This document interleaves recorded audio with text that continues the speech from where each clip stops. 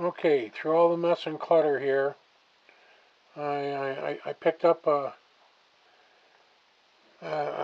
variac. I use variac, and it's let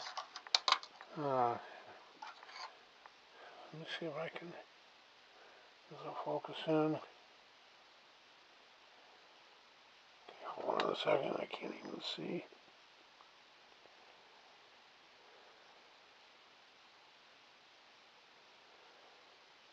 Okay, I'm just going to tell you, it's the Superior Electric Company, okay? You see these. I got a pretty good deal on this.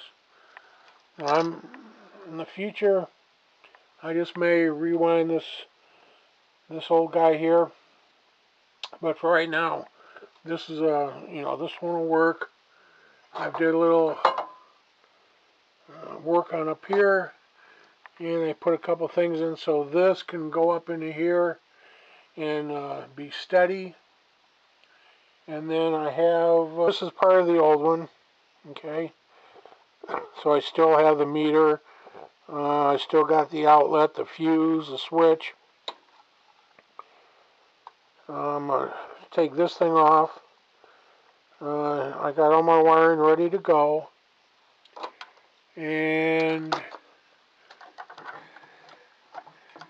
right here, it gives the layout of, well, these are the connectors.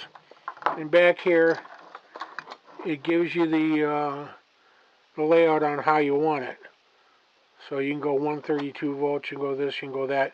But I've got, basically 120 coming in, 120 max going out, and that's, that's what I want. And like I said, I was seriously thinking about rewinding it. I watched Buzz, 1151. He does all these windings and that works great. But right now I wanna work on the radio, finish it up, and then I kind of want to explain what was going on with that. But I wanted to have a variac, and I was gonna make a dim bulb thing, deal and all that, and that would have been kept me safe.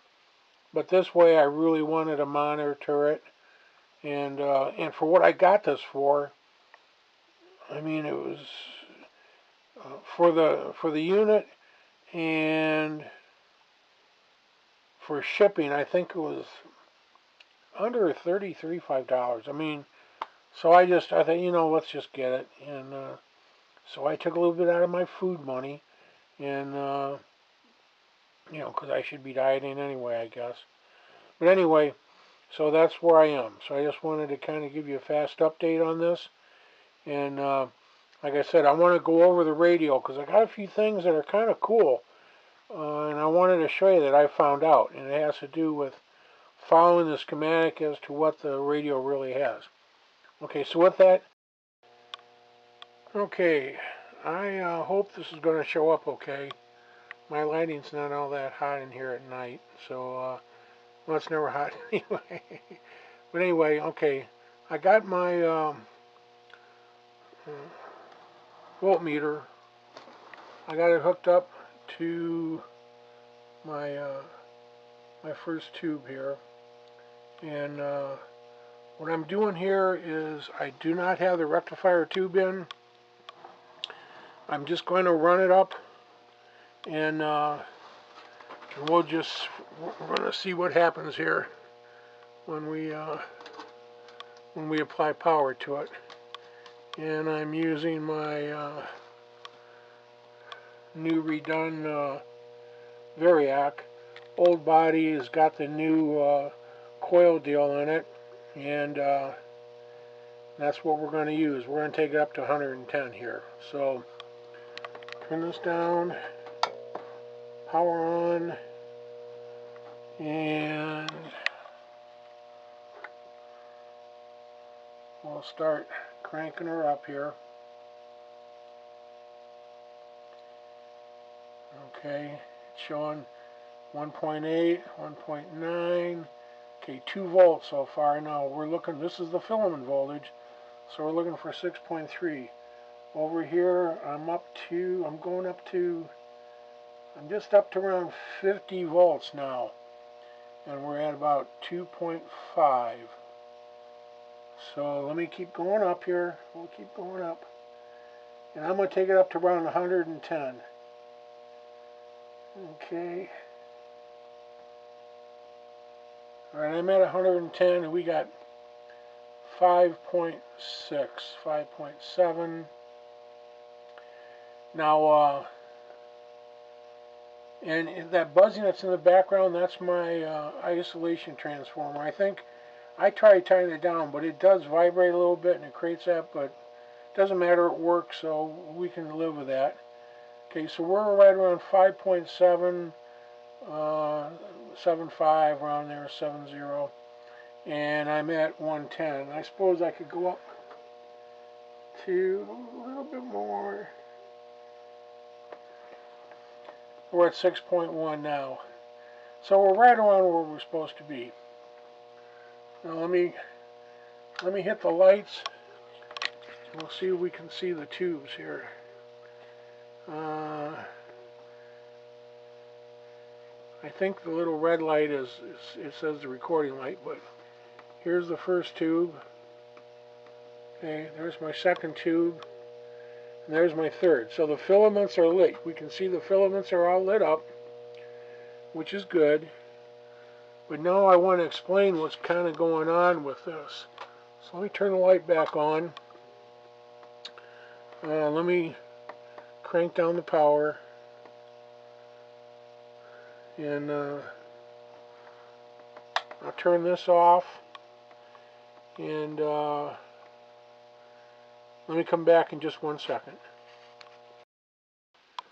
Okay, I'm back. Now, I hope this focuses in okay for us.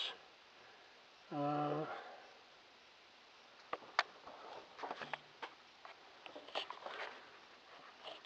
going to try here as best I can to get this thing focused for us. But anyway, okay, here's the schematic. If I back out a little bit. And normally I have this on my my painting easel because it's easier to see, but as dark as it is in here and stuff, I'm going to have a hard time with it under the light. But anyway, here's our transformer, okay? And up here, geez, I wish we could see that better. Okay, if you see, it has it shows the two sides coming out, and then the center tap, okay? And it's got those little arrows. And then if you notice on the lamp has little arrows. And if we go up, all the tubes have those little arrows, okay? So the way it's written is you would assume that it's a closed circuit that goes around, you know, back and forth out of these two positions. Now the funny thing about my my transformer on this, it does not have a center tap for this for these two leads. It's not there. Now, I don't know if this was a later version. You know, I know there was revisions, like on this one here. This stuff over here is not. That's not on mine either, and it says in the footnotes that the later ones didn't have that. But anyway, okay, so now we see, and this is where I was going on the schematic. The little arrows coming out, and then each tube has the little arrows showing that's where the heater is, okay? Alright, now, if you notice, it doesn't show any ground at all. The only thing that would be close to ground is the center tap coming out, going down through some capacitors, and then going to ground. Goes through these here, through a resistor on this one. I'm sorry, you can't see it real well. I'm just kind of, even though it's not clear, just kind of follow me here for a second, okay? So those are the only grounds that come off of those leads over there. And like I said, it really doesn't do that because I don't have a center tap, so you can just kind of eliminate that thing. Now, so getting back to the actual chassis, my problem was I had seen these grounds on here, and at first I thought maybe I did that and I did something wrong, and I took the grounds off. Well, then when I did that, I could not get 6.3, and I was having all kinds of trouble. I couldn't get the filaments to light, didn't know what was going on. I mean, it was just horrible. Well, so I went back and I thought, you know, if this does have a center tap, or if it has like, I forget what they call them, but it's a kind of center tap that you can kind of create when you have like in an amplifier and you need a center tap and you run them together and you run that to ground.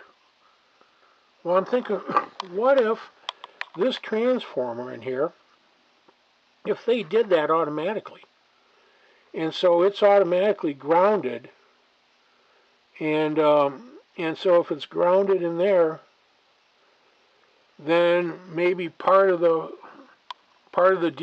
circuit is that these need to have a ground going to them also. Like I said, I never, you know, this, as simple as this radio is, because of the older technology, and this one, it's kind of weird. It became a little harder than what I thought it would be, actually. And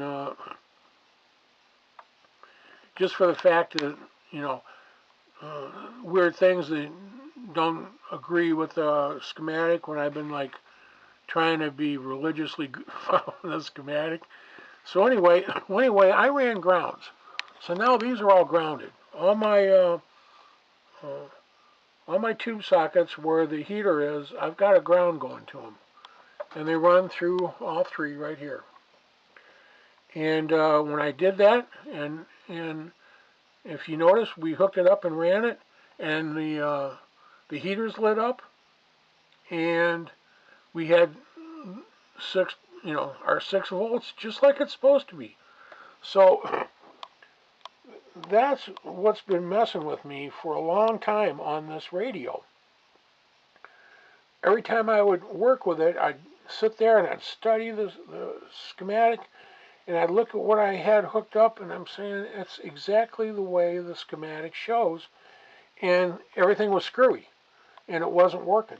So, like I said, then I had this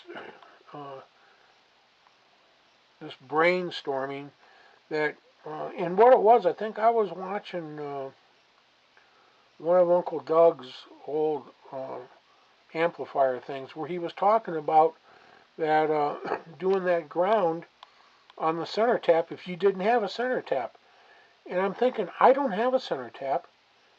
So did they do that automatically, and do I have to connect a ground to make the circuit, work? And that's so. And I thought, you know what? I'm sure I did not ground those. I'm sure that that's the way they were before. So I went back, because I had taken the grounds off. I went back and hooked them back up exactly the way they were, and hooked everything up and ran it, and sure enough. So that's been one of my dilemmas with this thing. As a matter of fact, it goes one step further. I had this connected. This is for the lamp. This is the dial lamp. And there's only one line that goes to it, and the other part of it is grounded. I thought, well, that'll never work, because it's part, according to the schematic, see, there's no ground there. It's got the two connections just like the heaters. So I didn't even, I went, I got to figure this out. There's something wrong here. And so that was my dilemma with that. And I do not know what's wrong with this camera. Normally it works well. I don't do that much close up, I guess, with it. I'm so sorry. It looks like crap. And yeah, I wanted to explain this. And has anybody else kind of went through this? I mean, you're following the schematic, and if you go to the according to the schematic, uh, it doesn't work right. And I think that's one of the problems is that they had one schematic when they first came out with it, and they just used the same schematic through all the revisions and the changes. That's the only thing I can think of. But I just wanted to make this real quick and just kind of see what everybody else thinks, and if they went through this too, or or is this just like the haunted radio that it's doing things it shouldn't do? I don't know. But anyway, okay, I'm gonna break off here, and I will be back on this some more now because now I got my variac again, and now I'm starting to actually make some progress. At least I know the heaters work, so that part of it's running, going good and going strong. The next thing I think I'll start checking some. I don't know. I don't know what I'll do next. But anyway, I'm going to be working on it. So thanks everybody. Until then, take care everybody, and I'll talk to you real soon.